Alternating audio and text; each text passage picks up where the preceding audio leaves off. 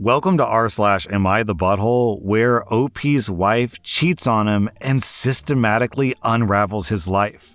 Our next Reddit post is titled, I'm sure that my wife just cheated on me. I'm a 40-year-old man, and last night, I think that my 43-year-old wife cheated on me. We've been married for 10 years, together for 13. She went out to buy some stuff for the home, which is weird. She hates doing that. And she went with a male friend that I don't know. She stayed out for several hours. It was weird because she spent the day getting ready like it was a date. And when she was gone, I grew suspicious and checked around the room, and she had put on her sexy underwear meant just for our bedroom. I do all the childcare, so I put the kids to bed. She showed up later and refused to tell me most of the details of the man that she was with. And she told me that in order to stay in our marriage, she needed some time that was just for her. She only told me his first name, and when I thought back, I had seen that name pop up in her text messages for the last several months. Hold on. OP seems to have just breezed past it, but did she actually bring home stuff for the house? Did she go out shopping and then come back from shopping with nothing that she bought? That's super weird. I feel like OP should have added that detail, but I'll continue. I didn't think anything of it at the time because it's the name of a work friend that she has, and they often need to reach out to one another after hours for big projects. I think that she's been slowly building up the courage to cheat on me. And over the last 2 months, our love life has collapsed to zero, and she's grown extremely hostile without any reason given, seemingly out of nowhere. Last week, she told me that she doesn't want to be married, and it has nothing to do with me. Before anyone says that I don't do enough as a husband, I do 100% of the childcare, shopping, housework, and I work from home, though she's the primary breadwinner. I'm emotionally available and mature, and I don't have a temper. I stay relatively fit and I'm attractive enough. I'm not controlling, I don't object at all to her having male friends, but this screams affair. I'm utterly shattered and I feel like I'm dying. I don't even know how to talk to her about it. She's been so angry lately that communicating with her is a nightmare. I want to divorce her, but that would break apart my kids' home. If I file for divorce, would that make me a butthole? Then OP posted an update. My wife and I talked. She admitted that she had been talking to this guy for a while, and she intended to have a sexual encounter, but found him to be lacking, so she decided not to. Apparently, he had feelings for her and wanted a relationship, so she talked with him, bought some of his art, and then left. She's still gonna hang out with him, but she's not interested in him anymore, apparently. I asked if she wanted an open relationship, and she said yes. I asked if we would ever passionately hug again, and she said probably not. She said that she just doesn't want to be in a relationship with anyone or passionately hug anyone anymore, but that if she does decide to, she doesn't want to feel caged, especially after her most recent disappointment, but she wants to keep our family together. So I have a permanent hall pass, and I don't ever have to explain where I was or who I was with. She said that's only fair, and I agreed, and she wants the same. I don't want to force her to stay married or monogamous, and I don't want a divorce, so we're roommates now with a legally binding lifetime contract and joint finances. And apparently, I'm now in an open relationship. It's a very sad day for me, but maybe not the worst outcome? I assume a lot of people will say that she was lying. Me too, if I'm being honest, OP. But it sounded honest, and for the first time in months, she wasn't mad at me. Then OP posted another update. My wife came to me crying. She said that she doesn't know why she tried to destroy our life together. She says she loves me so much, and I'm the perfect husband, and she has the perfect life, and she just couldn't handle it and tried to destroy it. She's agreed to counseling, and she apparently doesn't want to lose me. She says that she doesn't want anyone else, and she wants to do what she needs to for me to forgive her. She says that we can keep the marriage open if I want, and I said okay. She asked me if I needed to see other people, and I said, I don't know. She said she understood and started crying again. Later, she tried to initiate intercourse, and I stopped her because she had on her sexy underwear. Seeing them again made me feel sick. She wore them for another man not even a week ago, trying to destroy our marriage. I feel like all my walls are up 100% right now. My kids noticed her behavior towards me changed this morning when I was getting them ready for school. She was very affectionate and saying nice things to me. My kids were so happy on the way into school. My daughter said, "I'm so glad that mom is being herself again. Isn't that great?" I said, "Yeah." So, guys, I'm so tired. OP, your marriage is dead. It is dead as a doornail, dead man walking. There's no coming back from this, man. Your wife is a flaky cheater and you've emotionally checked out. Anyways, OP, I'm giving you 0 out of 5 buttholes. I'm giving your wife 3.5 out of 5 buttholes. Am I the butthole for refusing to share food that I ordered for myself? This week, I had a minor examination at the hospital that required me to not eat for 24 hours prior to the test. My appointment was also delayed by 4 hours, so by the time that it was done and by the time that I got home, it had been over 32 hours since I had eaten anything. Because of this, I was very hungry and tired, so I decided to order some food. I asked my girlfriend if she wanted anything, but she said no. My girlfriend said that she would rather cook than order out, but I said that I'd prefer takeaway, so we could just have separate meals. She said that she would prefer if we both just cooked, but again, I refused and told her that I'm ordering myself food. I ordered the food, and she decided to not cook and just said that she didn't want anything. Once my food came, I was sitting down eating, and she came over and asked if she could have some. I asked, "Are you serious?" I pointed out that I asked her multiple times if she wanted anything, but she waited for me to sit down and start enjoying my food before she came and tried to take it. I said that I ordered exactly what I want because of how hungry I am, but she just said that she's hungry too since she hadn't eaten. I mentioned that the only reason why she hadn't eaten was because she didn't want to cook, and that doesn't mean that she can come and take my food instead. I said that if she wants something to eat, she can either order herself something or cook, but I'm not sharing what I ordered.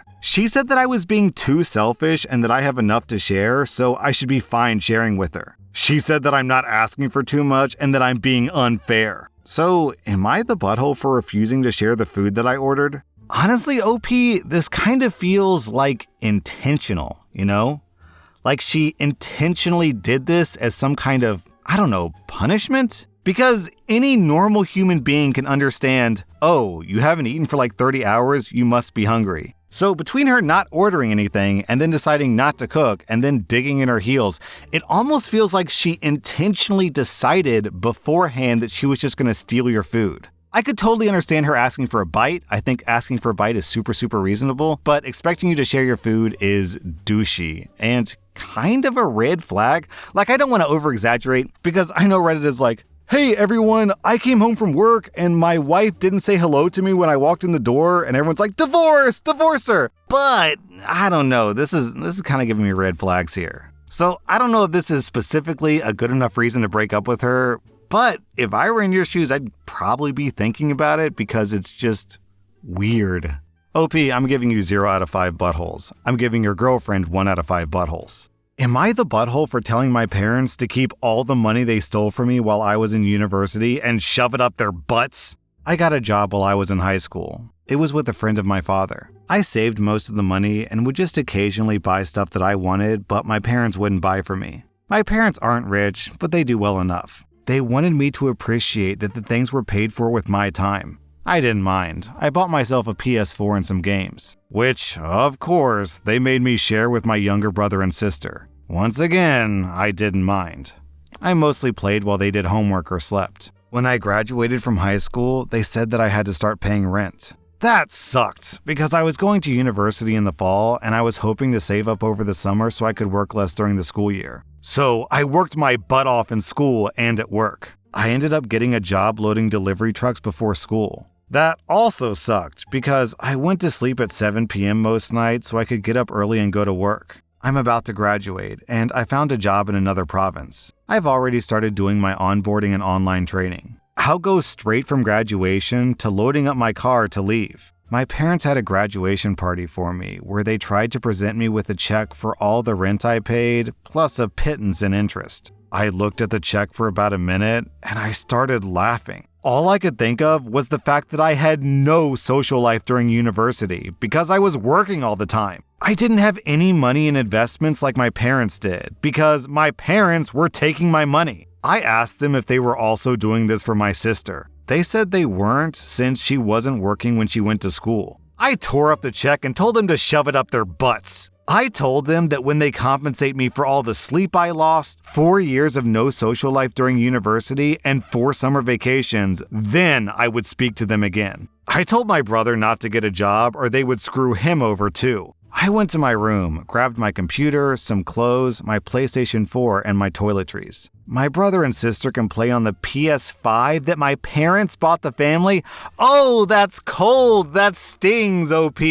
My parents were yelling at me the whole time. I said if they touched me or tried to stop me, I would call the cops. I loaded up my car that I pay for, that I insure, and that is registered to me. Then I drove to my friend's house and had a bit of a breakdown. They let me stay there since she's away at university in another city. I then blocked my parents and my brother and sister. I'd already quit my current job, so I called my boss and told him I was sick and I wouldn't be available for my last week. He said that he understood and laughed. He said he was surprised that I had kept working this close to graduation. My grandfather called me to talk a couple of days later. We went to Timmy's and he let me unload everything that I felt. They took money from me that I could have used to make my life better. I didn't even have time for a girlfriend. My entire university romantic life was hooking up with a woman that I work with when her ex-husband had the kids for the weekend. He said that my parents' hearts were in the right place and they thought that they were helping me. I said that they owed me 4 years of fun, of parties that I was too tired to go to,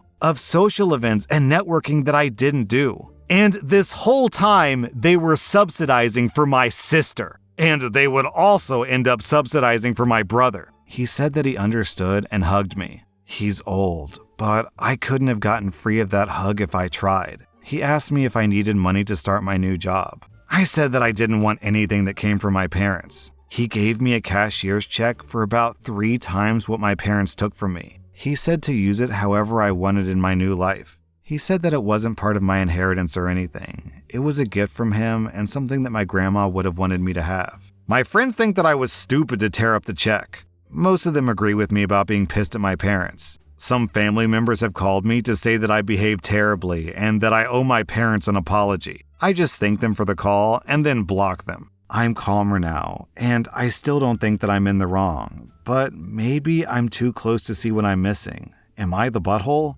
OP, this is a classic, ancient tale as old as time, where the parents put too much responsibility on the oldest kid's shoulders and not enough responsibility on the younger kid's shoulders. I hate to say it, OP, but you're just yet another oldest kid who's a casualty in this long line of typical abuse. OP, you get 0 out of 5 buttholes. I'm giving your parents 3 out of 5 buttholes. While I don't think it's necessarily wrong to expect your kid to pay rent and expect him to work through college, it is wrong to expect one kid to do that and not expect the other 2 kids to do that as well. That's just favoritism, man. Am I the butthole for telling my sister-in-law that her son is no longer invited to my house, ever? I'm a 26-year-old woman, and I've been married to my husband, who's 30, for 2 years. I'm currently 18 weeks pregnant as well. My sister-in-law is 31, and she has a 15-year-old son, Riley, and also has a 6-year-old son. Riley is a very troubled boy. I don't really know the details, but I've always loved my sister-in-law and her children, so she tells me about his drug and alcohol issues starting when he was just a kid. He's been in legal trouble and is in and out of clinical settings and therapy. According to her, Riley's been getting better recently. So my sister-in-law asked my husband and I if Riley and his little brother, who's 6, could stay with us for a few days while she and her husband went to a funeral. We said yes, of course. Well, to make a long story short, at first, the boys were super nice and happy. We watched a movie, I made us dinner, and the 6-year-old even told me about his plans for the future. It was all very nice. Then, Riley got into an argument with my husband. I was in the next room over, but I heard it start. It was because my husband moved Riley's jacket. I walked in just to see what was happening. Riley was very upset, and my husband wasn't doing a very good job calming him, to be honest. I walked up and gently suggested that Riley come with me to cool off, and he agreed. However, when we were walking to the bedroom where I was going to talk with him calmly, Riley suddenly decided that he wanted to try to fight my husband and shoved me into the wall to run back. He shoved me hard enough that my head hit a jacket hook on the wall and I was bleeding. After that, my husband called my sister-in-law and demanded they come home. My husband took Riley to a hotel for the night, and I stayed with the 6-year-old who was a sobbing mess after this. So I told my sister-in-law that I will never have Riley in my house again. She was so apologetic, but I didn't care. I'm pregnant, and Riley knows this, and he shoved me. He consistently tried to fight with my husband. He makes his brother cry all the time. My sister-in-law wasn't even mad. I just said I didn't want Riley there anymore. But she thinks that it's unfair that I said never again and that his brother can still come. But I don't. Am I the butthole? Yo, he shoved a pregnant lady and gave her a head wound. And we're here on Reddit discussing, I don't know, is it okay to ban this person forever? Of course it is! You can't just assault pregnant ladies and give them head wounds and be like, ooh, I'm sorry. Can I come over tomorrow and hang out? Nah, man, ain't gonna happen. OP, I'm giving you 0 out of 5 buttholes. I'm giving Riley 3 out of 5 buttholes. I get that he's a kid, but even 15-year-olds are old enough to understand that you can't shove pregnant ladies. That was rSlash the Butthole, and if you like this content, check out my podcast where I publish the exact same episodes. Also, hit that subscribe button because I put out new Reddit videos every single day.